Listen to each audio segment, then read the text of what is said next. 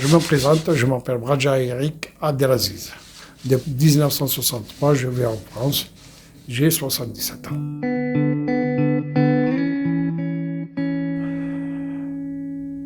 Quand j'étais jeune, j'ai travaillé chez moi en Algérie, à Mbeda. C'est Amoulmouagui, ça s'appelle maintenant. Vu ma situation, j'étais bien, je travaillais là-bas à la mairie, à Mbeda. Et après, il est venu mon oncle, c'est le frère de ma mère, qui venait un jour en congé parce qu'il travaillait en France. Et il a dit à mon père, si tu veux que j'emmène le petit avec moi en France. J'étais très content. Je dis, papa, il faut que j'aille, moi. Il y a mon frère déjà qui a passé l'armée là-bas. Je lui dis, moi, j'aime bien la France et je vais aller en France et c'est tout. Alors il avait accepté. En plus, bon, ça va, mon oncle, tout ça, et d'un coup, bon, c'était le jour de départ. Ma mère m'a préparé ma petite valise tranquille, avec des petits éléments. Et je suis parti dans Mbeda avec mon oncle. Arrivé au port à Naba, il s'appelle Bon-Naba. Ils ne m'ont pas laissé passer parce que je n'avais pas l'âge de passer et je n'avais pas l'autorisation. Il fallait que je retourne chez moi, à Mbeda, et faire les papiers. Alors mon oncle m'a dit, je te prends la valise, et après tu me rejoins, je te donne l'adresse, tu me rejoins à Marseille. Alors je suis retourné chez moi là-bas, j'étais à la mairie, j'ai préparé les papiers, mon père me les a signés, et 2 jours après, je suis parti au bateau à Enaba pour venir ici. C'était le temps des immigrés, il y avait beaucoup de populations qui allaient en France et tout ça pour travailler et tout. Alors j'ai pris le bateau, je ne me rappelle plus comment il s'appelait le bateau. J'ai souffert au bateau parce que je n'ai jamais pris de la mer. Et on était au fond de la cale. J'ai souffert les vomis, les trucs, il n'y a pas comment, il y avait plusieurs personnes. Bon, arrivé à Marseille, c'était au mois de décembre, à peu près vers 63, ainsi de suite. Et ce temps-là, j'arrive au port, le matin, non, c'était le soir, pardon, le soir, à 5h, 6h, il faisait nuit, tout ça, là. Je me suis arrêté, j'ai pris l'adresse, c'était avenue Batala, tout ça. Je dis, ça va, j'arrive maintenant et tout. J'avais pris 30 ans, il me restait 30 francs dans la poche. Je suis allé à l'adresse, j'ai tapé aux portes. J'ai demandé, M. Berris, tout ça, mon oncle, tout ça, je le cherchais avec son nom. On dit, on ne le connaît pas. J'étais obligé d'aller à côté aussi, peut-être qu'il s'est trompé de numéro. Je suis allé à d'autres appartements, j'ai tapé, pas moyen de trouver. J'étais au bar, il y avait un bar qui fait l'angle. Maintenant, il y est toujours. J'ai bu un café et je suis resté là à discuter. Je voyais tout le monde et tout. Le type du bar allait fermer le soir, tard, vers 10h, à peu près 10h30. Il voyait bien que j'étais pas bien. Je dis voilà, l'histoire, elle est là, je suis venu, et l'adresse là qui m'a donné mon oncle, elle est fausse, tout ça, et ainsi de suite. Comment je vais faire? Alors lui, il m'a dit, vous avez un bar juste là, la rue Julien. Il y a un bar arabe. Ah, putain, quand il m'a dit ça, hop, je suis parti directement à ce bar, je suis rentré. Dans ce bar, il y avait plein d'émigrés, plein de gens, qui venaient tous d'Algérie, d'ailleurs, tout ça là. Et j'ai dit au patron, voilà ce qui s'est passé, ça, ça, ça. Il m'a dit, ça va, tu as mangé? Je dis, non. Il m'a servi à manger et tout, le bar était rempli de monde, ça. D'autres jouaient au cartes, d'autres. Il m'avait donné à manger, j'ai mangé. Puis il m'a dit, ça va, on verra demain, tu retournes au port, peut-être c'est pas ce jour, peut-être demain, peut-être qu'il s'est trompé, peut-être. Ben, il m'a donné une chambre en haut, j'étais avec les autres. C'est des lits, des chambres avec des lits superposés, tout ça. J'ai dormi là-bas. Le lendemain, hop, je prenais la route. Je dis, où est le port? Je ne connaissais pas. Il m'a dit, à tel endroit, tu passes, tu vas tout droit. Eh bien, j'ai fait toute la journée là-bas. Pas moins. Il n'y a rien. Et je suis rentré doucement à la rue Julien. Et j'ai dit au patron, j'ai dit, voilà l'histoire, voilà, je n'ai pas trouvé, il n'y est pas. Comment je vais faire maintenant? Il dit, ça va, restez là, après vous verrez, vous téléphonez, vous regardez, c'est peut-être demain ou après-demain. Et je suis retourné presque 2 fois ou 3 fois là-bas, et pas trouvé.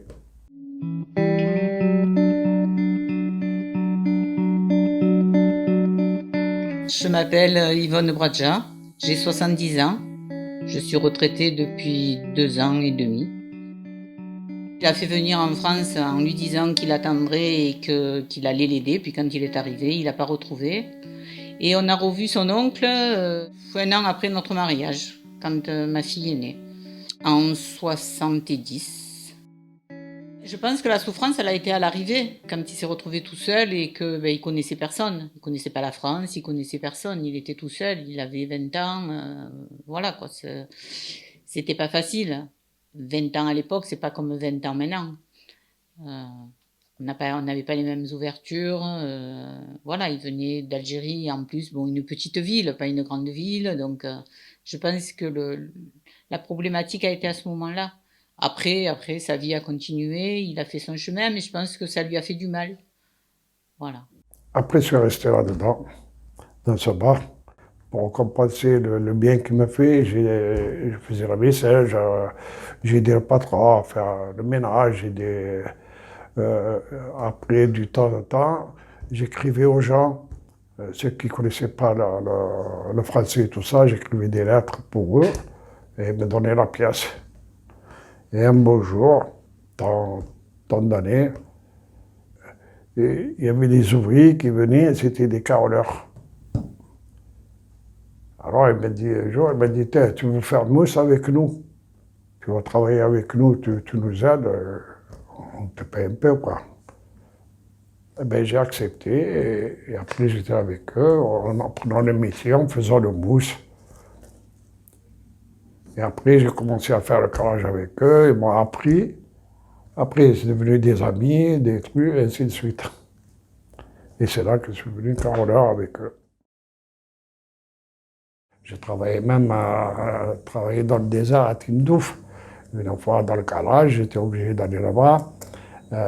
J'avais un badge comme superviseur principal sur le carrelage là-bas. Je travaillais dans des bases militaires là-bas, dans Tindouf. J'ai gagné des sous, j'avais la voiture, j'avais tout. Tout est payé par la société qui se trouvait à Paris. J'ai un certificat d'études primaires que j'ai eu là-bas en Algérie, parce que là-bas j'aimais beaucoup les études. Et j'allais continuer, mais je suis venu ici en France. J'ai fait un peu du expert comptable par correspondance. J'ai fait de la comptabilité par correspondance, j'ai fait tout. Même là-bas en Algérie, j'ai fait des correspondances pour faire l'IBM et des trucs, tout ça, pendant 63, comme l'Algérie. Je suis parti, j'ai fait mes trucs et j'ai fait mes devoirs et tout. J'ai envoyé à Alger tout ça. Mais je l'ai su qu'après. Après, j'ai reçu, parce que je donnais l'adresse où j'habitais avant, que j'avais réussi les BA, mais il faut se présenter à Alger et tout ça. Là. Moi, j'ai dit, il y a un choix, ou être en France, ou retourner en Algérie et retravailler, c'est tout. Voilà. Je faisais des moquettes, je faisais du plastique, je faisais des dents en plastique. Avant, c'était la mode.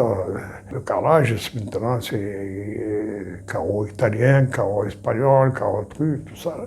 Je faisais mon boulot, je suis pas très fort, mais connaissance, je connais très bien qu'est-ce que c'est un carrelage, qu'est-ce que c'est la souffrance du carrelage, qu'est-ce que c'est monter des seaux de granit, monter les étages, avec l'outillage, des carottes, des seaux d'outillage, souffrir dans l'humidité. Le carrelage, c'est dur pour tout le monde. Le carrelage, c'est très dur.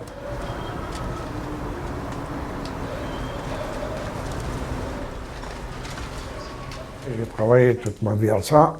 J'ai fait carreleur, j'ai fait photographe. J'ai connu d'ailleurs, par rapport, j'ai connu d'abord ma femme. Déjà dans le quartier, parce que j'ai changé de quartier pas loin, à la Belle de Mai.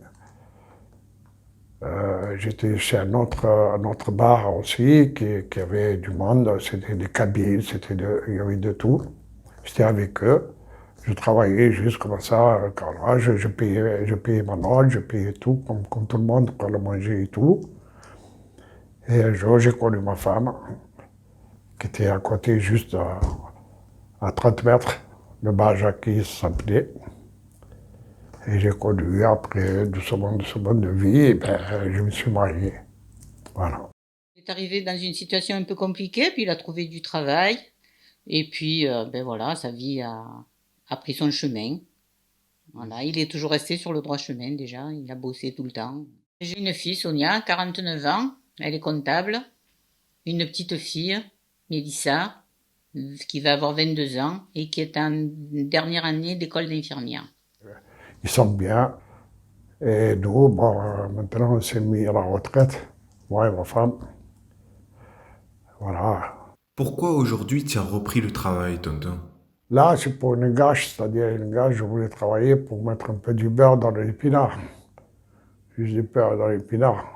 C'est un travail que j'aimais la mécanique, mais pas tellement, parce que c'est un collègue que je connais aussi, je l'ai marié aussi, et j'étais assisté à son mariage et tout, et ainsi de suite. Mais on se connaît depuis longtemps. Je fréquentais beaucoup les Arméniens, et j'ai connu ce monsieur, j'ai connu. Moi, je vais souvent chez lui, j'arrange mes voitures chez lui. Un jour, il m'a dit, si tu veux me donner un coup de main, je lui ai dit, bien sûr.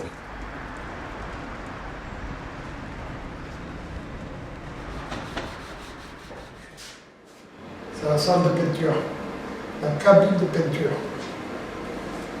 Cabine de peinture. Je passe c'est pas peine, quoi. C'est pas peine. C'est un travail pénible. Des voitures 40, puis en tôlerie, carrosserie, peinture, mécanique, il y a un peu de tout, quoi. Je donnais un coup de main, je l'aidais s'il y a des trucs lourds ou sortir à des moteurs ou un truc. Je nettoie les outils aussi, je déplace les outils, ça m'aide et moi ça m'aide. Je balaye, je nettoie, je change des voitures de place, il y a changé des voitures de place et tout ça, et ainsi de suite. Voilà, monter les voitures des places sur le pont. Voilà. Oui, c'est dur, mais qu'est-ce que tu veux faire? Il faut bien travailler. Il n'y a pas un travail que tu te lèves et que tu as les sous par terre. Hein. Un travail, il faut que tu souffres pour l'avoir. Hein. D'accord, voilà, ok. Je vous remercie, ciao, au revoir. Il faut que je sois à 7h30 là-bas et je finis vers 6h, 6h30 du soir. Mais c'est juste pour être dans un bain, quoi. J'ai envie, pas de rester à la maison, mais un peu, il faut bouger un peu travailler pour vous dire, voilà, c'est tout. Il faut que je fasse ça, c'est tout. Je pense qu'il avait envie de mettre un peu du beurre dans les épinards et envie de se prouver qu'il pouvait encore faire quelque chose. J'étais bien, c'est pas que j'étais pas bien. Mais rester à la maison toute la journée, c'est dur. C'est dur.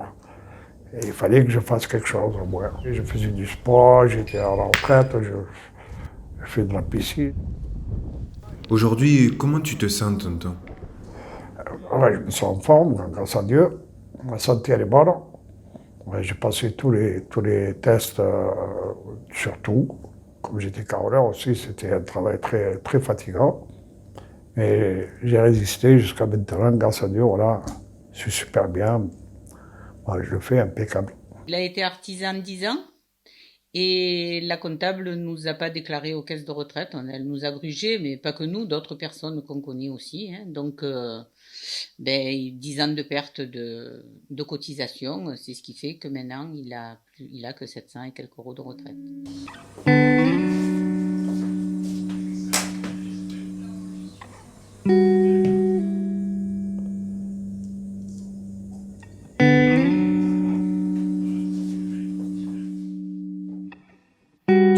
ta retraite, elle est à la hauteur de ce que tu as fait, tonton?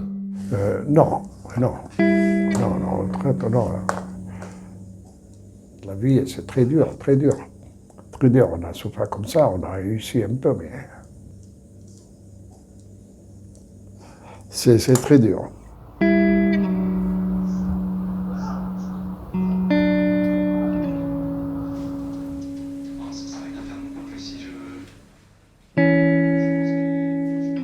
Les manifestations, c'est pourquoi? C'est pour la retraite. Hein.